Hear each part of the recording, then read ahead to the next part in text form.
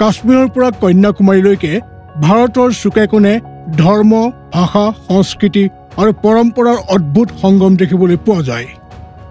এই বিবিধতাত একতা আৰু সমতাক সুনিশ্চিত কৰা আৰু সংখ্যালঘুসকলৰ চন্দ্ৰমুখী বিকাশৰ বাবে 1992 চনত ভাৰত চৰকাৰে ৰাষ্ট্ৰীয় সংখ্যালঘু আয়োগ অৰ্থাৎ NCM গঠন কৰে।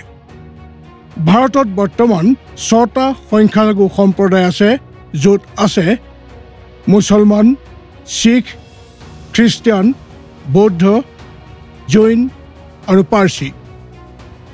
এই আয়োগে দেশৰ সংখ্যালঘুসকলৰ অধিকাৰক ৰক্ষা কৰি তেওঁলোকৰ সামাজিক, শৈক্ষিক আৰু আৰ্থিক সবলীকৰণক সুনিশ্চিত কৰে। NCMৰ মুখ্য কাৰ্যসমূহত আছে সংখ্যালঘুসকলৰ অধিকাৰৰ নিৰীক্ষণ আৰু ইয়াৰ উলংঘনৰ স্থিতি চৰকাৰক জনাই দিয়া, সংখ্যালঘুসকলৰ সমস্যাসমূহ শুনা আৰু তাৰ সমাধান কৰা, চৰকাৰৰ দ্বাৰা চলাই থকা সংখ্যালঘুসকলৰ যোজনাসমূহৰ প্ৰভাৱ আৰু ক্ৰিয়ান্বয়নৰ সমীক্ষা কৰা, শিক্ষা, ৰোজগাৰ, স্বাস্থ্য আৰু সামাজিক সুৰক্ষাৰ দৰে ক্ষেত্ৰসমূহত সংখ্যালঘুসকলৰ স্থিতিত উন্নতি ঘটোৱাৰ বাবে পৰামৰ্শ দিয়া, লগতে সাম্প্ৰদায়িক সম্প্ৰীতি বজাই ৰখাত সহযোগ কৰা। এই ক্ৰমত আয়োগৰ দ্বাৰা নতুন দিল্লীত ৰাজ্যিক সংখ্যালঘু আয়োগৰ ৰাষ্ট্ৰীয় সন্মিলনৰ আয়োজন কৰা হয়। কেন্দ্ৰীয় সংখ্যালঘু পৰিক্ৰমা মন্ত্ৰী শ্ৰী কিৰেণ ৰিজিজুৱে মুখ্য অতিথিৰ ৰূপত কাৰ্যসূচীত ভাগ লয় আৰু এটা সম্বোধন কৰে।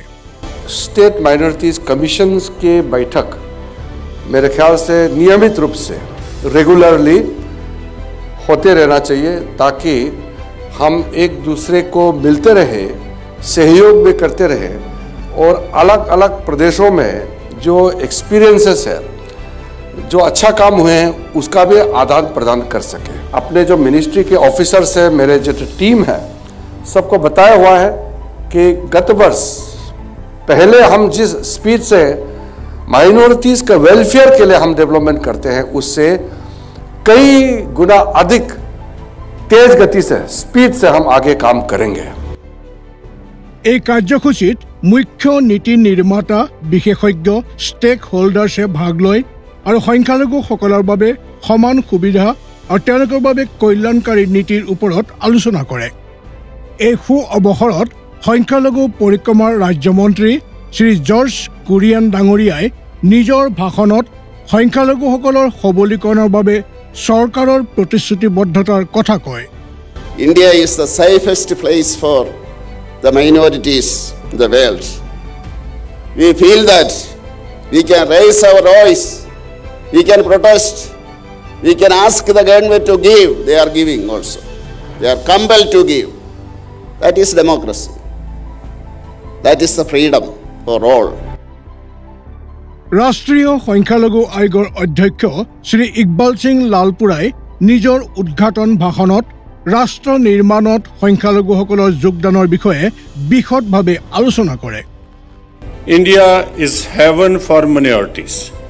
India has been a beacon of hope for minorities, offering them opportunities to thrive and contribute to the nation growth. We have had distinguished leaders from minority communities serving as presidents, prime ministers, union ministers, and chief ministers. They have played a vital role in shaping today's destiny and promoting its development, security, and integrity. Our minority communities have also made their mark in the world of sport, winning laurels at the international level. সন্মিলনত দুটা প্ৰযুক্তিগত সত্ৰৰ আয়োজন কৰা হৈছিল। প্ৰথম সত্ৰৰ সময়ত শিক্ষা ক্ষেত্ৰত সংখ্যালঘুসকলৰ, বিশেষকৈ খ্ৰীষ্টিয়ান লোকসকলৰ ভূমিকাৰ ওপৰত এক সাৰ্থক আলোচনা হয়। সংখ্যালঘু বিদ্যাৰ্থী আৰু সংস্থানৰ সন্মুখত আহিব লগা প্ৰত্যাহ্বানসমূহৰ ওপৰত মনোনিৱেশ কৰা হয়, লগতে সৰ্বাত্মক শিক্ষাৰ বাবে সমাধানৰ প্ৰস্তাৱ দিয়া হয়। আনখন সত্ৰৰ আলোচনাত সংখ্যালঘুসকলক সবল কৰা আৰু সৰ্বাত্মক বিকাশ সুনিশ্চিত কৰিব পৰা নীতি আৰু গতিবিধি তৈয়াৰ কৰাত চৰকাৰী সমাধান কাৰ্যসূচীৰ আৱশ্যকতাৰ ওপৰত আলোকপাত কৰা হয়। পেনেলিষ্টসকলে সংখ্যালঘুসকলৰ উত্থানৰ বাবে লক্ষ্য নিৰ্ধাৰিত কল্যাণ কাৰ্যসূচী আৰু স্থায়ী দিশসমূহৰ ওপৰত জোৰ দিয়ে। সন্মিলনত ৰাজ্যিক সংখ্যালঘু আয়োগৰ সন্মুখত আহিব লগা প্ৰত্যাহ্বানৰ সমাধানৰ বাবে এক অপেন হাউচ আলোচনাৰ আয়োজন কৰা হয়। প্ৰতিনিধিসকলে সক্ৰিয় ৰূপত নিজৰ দৃষ্টিকোণ আৰু পৰামৰ্শৰ বিষয়ে কয়, য'ত চিন্তাধাৰাৰ সহযোগাত্মক আদান প্ৰদানক উদগনি জনোৱা হয়। এই ধৰণৰ কাৰ্যসূচীৰ বৰ্ণনা কৰি ৰাষ্ট্ৰীয় সংখ্যালঘু আয়োগে দেশত সংখ্যালঘুসকলৰ সামাজিক, আৰ্থিক আৰু শৈক্ষিক উত্থানত উদগনি জনাবলগীয়া নীতি আৰু কাৰ্যসূচীসমূহ আগুৱাই নিয়াৰ বাবে নিৰন্তৰ প্ৰতিশ্ৰুতিবদ্ধ।